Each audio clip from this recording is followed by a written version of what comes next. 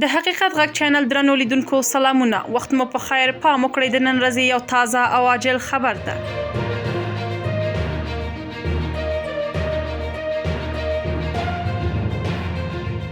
د افغانستان اسلامي امارت ویان ذبیح الله مجاهد په کابل کې یو خبري کنفرانس ته وویل د ډیورنډ کرښې په اوږدو کې یې له پاکستاني عسکرو سره په جګړه کې 58 پاکستاني عسکر وژلي او 30 تنه نور ټپیان دي.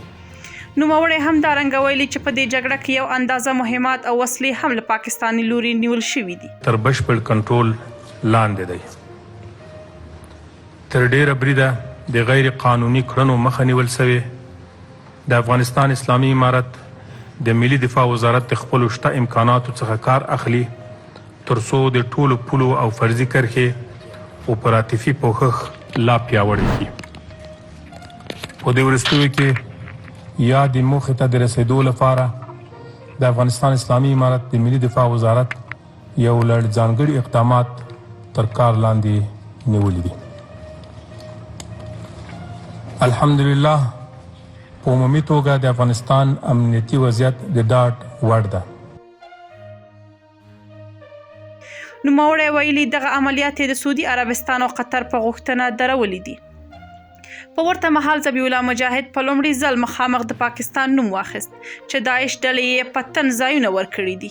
پاکستان په خپله خاوره کې داعش ډلې ته په تن ځایونو په ورکولو سترګې پټې کړي دي. د فتنې ظهور د کرښې هغې غاړې ته د اورکزو له ساحې څخه ترسره شو.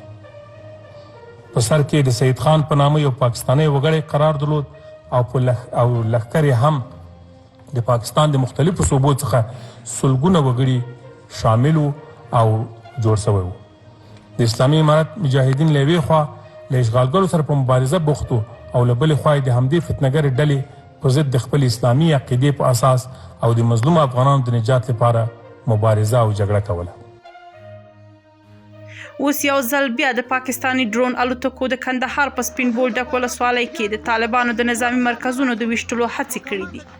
باخبره سرچینې وایي پاکستاني الوتکو د طالبانو د عبدالله کنډک د عصمت مسلم قرارګاه او د کڅې قرارګاه ته نږدې ځایونه په نښه کړي دي.